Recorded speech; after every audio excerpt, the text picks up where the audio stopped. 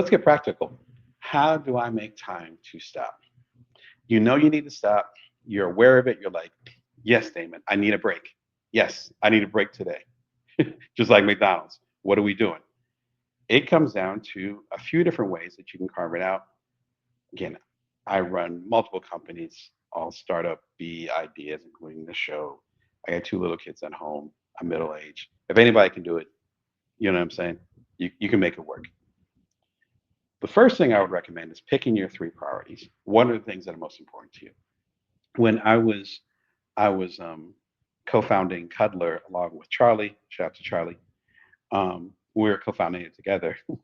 We had a quarter million users, so even though even though we were co-founding it together, it was still quite a dragon to ride, as one of my mentors said, or a rocket ship to get on, however you want to phrase it. I knew that my priority was my partner and my kid.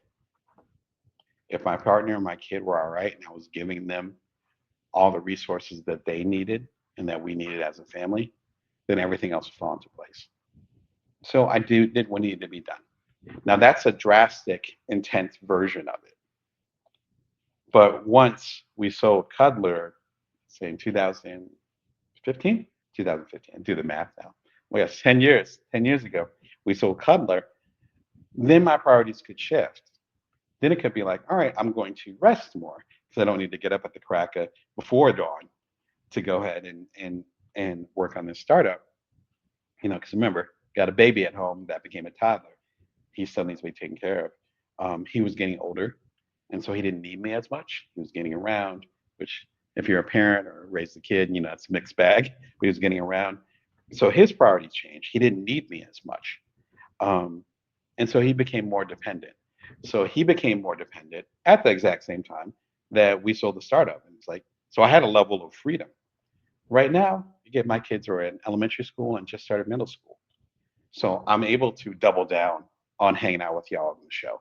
I'm able to do more coaching and open up my coaching schedule more. I'm able to do a lot more ghostwriting, and I'm ghostwriting for some of y'all right now, as far as with the keynotes and helping y'all with your books. Like this is a natural progression of that. So, what are your three priorities right now? Is your priority your health? Are you burnt out? Do you need some rest? Is that a priority? Is your priority to get into a better financial position so you can get ready for the future or even make things better now? What are those priorities? And I'm doing this because they shift. They're not fixed. The priorities I had, say, when I was in my mid 20s, they're not priorities at all now. Almost laughing. It's like, what? Okay, I cared about that. Okay, well, I guess that was important, you know. And I'm guessing when I'm in, say, my 60s, I'm gonna laugh at the priorities I had now. But they make perfect sense at this moment. What are the three priorities? Just three that make sense at this moment. If you say everything, then that's not true. It's not possible. We have to have a list. Now, the three priorities don't necessarily need to be in order. They don't have to be one, two, three. But I would say three is kind of the maximum we can do. Like I said, my main priority, 10, 11 years ago when I was helping lead Cuddler was okay, I gotta let me like this baby boy, and my partner are the world, particularly this baby boy. My main job is to be a dad. And that came from me recognizing that I wasn't going to get that chance again. Even though, my former partner and I had another child, it's still, and blessings to both my kids, but knowing that that first time through was going to be it. That was it. And I was right. Luckily, I listened to people that are much wiser than me. They said, yo, I know you got the startups going on, you got this happening and that happening, you got the TED conference, da, da, da, da. Bro, you're only going to have this first one once, and you're only going to go through this for the first time once. And they're right. I'm glad I listened. Because of that, then my priorities were based on where, frankly, they needed to be. So number one, picking your first your three priorities. That's how you begin to stop. Then once you pick those priorities, up to three, no more. Could be one priority, but up to three, no more. Then you build your world around them. Then you say, these are my priorities. Everything else is second. Everything else is secondary, tertiary, if you want to get really aggressive and academic with it, and you want to have your list. All these other things are third place, but these two are my jam. Everything's built around that. That also helps you career wise too. The reason why I've been able to do so many different books and have the show and do the talks and all those things, people have asked me that quite a bit over the years. And the reason is because I really have just one or two priorities. It's to help you as a side hustler, solopreneur, otherwise a non-traditional entrepreneur, and to do it in as many mediums as makes sense to help you get to the next level. So me doing this TV show is just an extension of the books I've been doing for years. Me doing a talk, whether it's one of the TEDx talks, or I'm doing a talk from one of the nonprofits or one of the major colleges. It's an extension of the work I was already doing. It's just in a different format.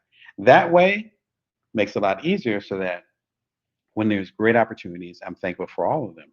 When there's great opportunities that come, but they don't move on this message or this mission of helping you as a side hustler, solopreneur, or otherwise an entrepreneur, then it doesn't compute. It doesn't. I'm like, okay, that's all right.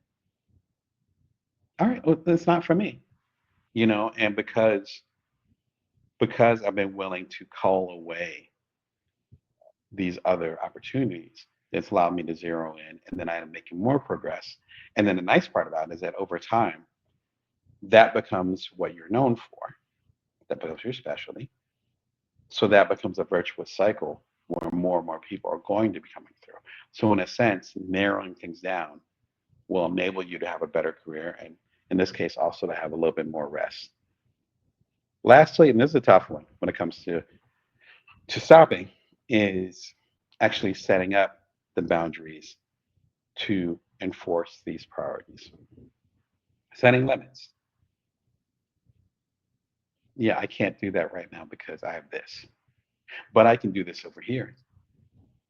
Yeah, the opportunity sounds amazing, but I'm not the one for that. But let me recommend someone else. But if there's an idea that comes around where it fits into the direction I'm going in, then I will rock with you. Just not right now.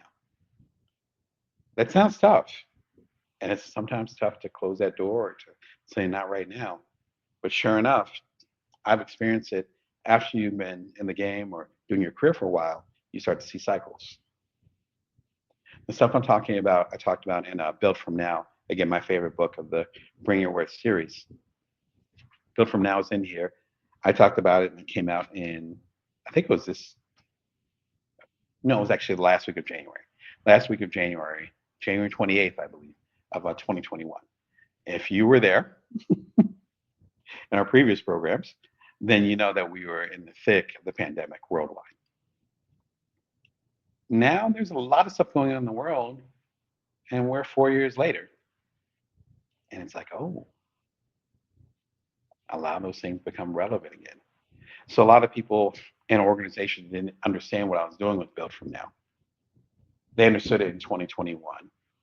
Then they didn't understand over the last few years. Like, well, why are those things important? And I have plenty of episodes talking about Build From Now, or you can look up the book and learn more about it. And then now it's like, oh, that conversation's coming back. Now we feel that sense of chaos. A lot of us do, but we're not sure what our next move is. And the argument, again, from the title is Build From Now. Start building right now. If you build right now, then you'll be able to have some traction and make that impact on the world. As we go and we set these boundaries, we're not going to see the roots right away. We're not going to see the benefits. There was a networking event and you decided to rest, spend that time with your family or drink some tea or just have some quiet so you can be ready for the next thing. In the short term, it's like, oh man, you should have been at that event. It was great. Da, da, da. In the long term, though, maybe you get that rest or that recovery that you actually needed. So then when the next event does happen, you're on point. It's the short-term sacrifices. My favorite saying nowadays, hard short-term decisions, easy life. Easy short-term decisions, hard life. In other words, you're going to pay for it now or you're going to pay for it later. And I'd rather do it in a net positive way, as the accountants say, and get my rest now. Be in my robe on a random Wednesday and chat with y'all about resting versus pushing so hard that something ends up breaking. So pick your three priorities, build your word around them, and set boundaries to enforce them.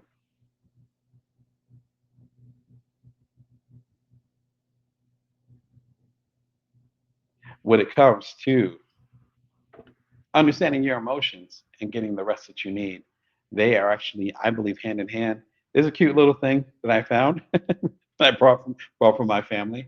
It's a throw pillow that actually has some motion wheels on it. I can go and show you guys, but I think you might have seen it before, or you can do a Google of it. It's basically a wheel that has all the different emotions on it. It's adorable. If you have kids like me, heck, if you're an adult like me, it's something where you can point and say, I'm feeling disappointed, angry, and embarrassed. Sometimes we feel all those different emotions. One of the best things I heard from a therapist, and I still think about this to this day, is that sometimes our emotions are overloaded. And I studied computers back in the day and programmed the first startup that I did, et cetera, et cetera. So I have kind of that analytical mind, and it's almost like a circuit breaker, right? Where it's like if you owned a home, you know what it is, where you go in and you turn on the hair dryer, which takes a lot of energy, at the same time that you turn on the dishwasher, and the circuit breaks. And then you gotta go into your basement. I had my teenage years in the Midwest, so you go into the basement, or here, or maybe even on the East Coast, where I'm originally from. You go outside, you got circuit breaker, you got to break it, da da da. There's so many things that are happening at the same time. It overwhelms the circuit and it breaks. That's what happens a lot with our emotions when we're overwhelmed, when we're anxious. We're feeling five different things at once.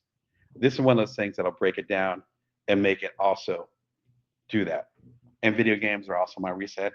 They were a lot more when I was younger, and they're still kind of that reset now. I get it. I respect it. So wherever you find that respite, thank you for the feedback. Wherever you find that respite, I think that's a big part of it. And part of that, I think, is figuring out where those feelings, not necessarily where the feelings come from. I think that helps. That helps me personally, but more importantly, what the feelings are. And as other people have told me, maybe it doesn't matter where they came from. They're here. Identify them, see what's going on. Speaking of, shout to Dr. Charmaine Jackson. Hope you're doing wonderful. My well-worn shirt, you've seen it on here. Literally well-worn. You see the letters. It's called Get You a Therapist. Let me say it in the mic. Get you a therapist. I have 2 degrees in journalism, and I approve of the language on the shirt. This is fantastic, wonderful shirt. It actually helps support I know Psych, which is Dr. Jackson's thing. So I appreciate you and I appreciate the work you're doing. I've worn that shirt to family reunions. I'll leave it at that. But I'm one of those guys. It's great because particularly for minority communities such as myself, I'm part of the African American community, my former partner, as well as my kids are part of the Hindi community. So we have all kinds of different cultures bounced around our home. When it comes to us, shout out to Kendrick, when it comes to us, we tend to not get the support that we need. When it comes to the mental support, we tend not to get the rest that we need, more so than other communities, because frankly, we're used to grinding it out. We can get to the whole history of that. We'll save that for another episode. So, for there to be a shirt that is actually run by, actually African American woman, and that representing so many things that are a challenge in many communities of color, including many communities of color that I'm a part of, that are my family, it says something. So check out the shirt, contribute to the cause, and more importantly, if you feel like you're not resting for a reason, then it might be worth checking out and talking to someone else. A friend helps, but a paid professional, they're on a whole different level. Listen, I got a lot of friends, and I still have a wonderful therapist. You know who you are. Thank you. I appreciate you. One of my favorite books on the subject, Essentialism by Greg McKeown, gets into a lot of the stuff that I talked about earlier, where knowing what your priority is why it matters. He's also relatable to me because he's a dad. He has 4 kids. The opening story will break your heart because he talks about his relationship with his kids, particularly when they were born. Ooh, it is intense. So this guy has done the work because he's very honest about where he has been. He was before all this, he was not a guy that would write a book about essentialism and knowing what matters. There's some great graphics in there. Ah, here we go. I just pull it out, and this is such a pretty book. I didn't dog ear this one, but I can just pull something randomly out. A non-essentialist, someone that just does everything. They think I can do both, and they ask, how can I do it all? Mm, right? An essentialist, which is what he's arguing with essentialism, is, excuse me, asks, what is the trade-off I want to make? Ah, listen to the language. And ask, what can I go big on? What is the trade-off? I already got memorized. What is the trade-off that I can make? If my family wants me here and I want to be there with them, and I have this conference going on over here, and I have this major project due, and I have this networking opportunity over here, what is the trade-off? Because you know, at least in this day and time that I know of, we can't duplicate ourselves. So what's the trade-off? Something's got to be let go. There's trade-offs I made when I made my 2 big startups. I knew I was making the trade-offs. I was conscious of them. I'm like, bet it was worth it to me, but it was a conscious decision. I emphasize that in my business coaching. Make your decisions conscious. Okay, you're not going to see your family much for the next month because of this opportunity. Face that. Be like, is this a trade-off that I want to do? And then that second question, how can I go big on these particular things? Fantastic book. I can't recommend it more. I've been recommending it for years. Shout out to Greg, who's done at least 1 or 2 other books since then. But I'm stuck on this one. This book came out 15 years ago. Definitely worthwhile. You see, it's a hardcover. I don't mess around with that. Great video to watch after this is how to quickly prioritize your life right now. It's only 5, 6, maybe 7 minutes long. It's episode 71, so we're talking years ago. So you'll see a baby Damon in here, a little bit less gray hair. And it's just a basic, simple thing. Promoted, first heard of it by Stephen Covey, rest in peace. More of my mom's generation than mine, though his son is out here and then he's around my age, keeping the legacy going. And talking about how to prioritize things. And that's to do with rocks. Simple. Again, video might be 5 minutes. Check it out. And I think you'll be able to get more of that, you know? Hey, fantastic. Yeah, there we go. Thank you, Victoria. It's good to hear that feedback. I think you're really going to enjoy it. Yeah, get into it. Yeah, yeah, yeah. Man, just to warn you, that first chapter is heartbreaking, just as I said. But shout out to you, Victoria. I'm so glad that you went with my recommendation. And I hope you enjoy the book. Yeah, for sure. But it's a good place to start. So what about y'all? How are you stopping? We had Carlos chime in talking about video games as part of how he stops. I was talking about, and at least I talked about earlier in the episode about meditation, about taking long baths. No, sounds like the Pina Colada song, but like taking long baths, meditating. That's been a part of my practice for a while. Taking naps. I took a nap today. Your boy was knocked out. I loved the nap. It was such a good nap, and that's part of how I reset. But the thing is, here's the secret: is that I run my own businesses. I don't clock in, so I made the decisions necessary, the trade-offs. Again, shout out to Greg McEwen with Essentialism. I already made the trade-offs to allow me to take a nap in the middle of the day, to be wearing a robe, and to make passive income, make money, continue to take care of my family based on my lifestyle. So there are trade-offs along the way. How do you stop? Let me know in the comments. Even if you're watching the replay, jump in the comments. I'd love to hear. And I'm sure the rest of the audience would like to hear how they can actually stop as well. I'm entrepreneurial coach Damon Brown, here to help you as a side hustler, a solopreneur, otherwise a non-traditional entrepreneur. You're watching Bring Your Worth TV. How do you stop? I gave some recommendations about how to stop. How do you stop right now? If you're already good at it, how do you stop in your busy lifestyle? If you're watching this, you probably have a busy lifestyle as well. Love to hear your comments.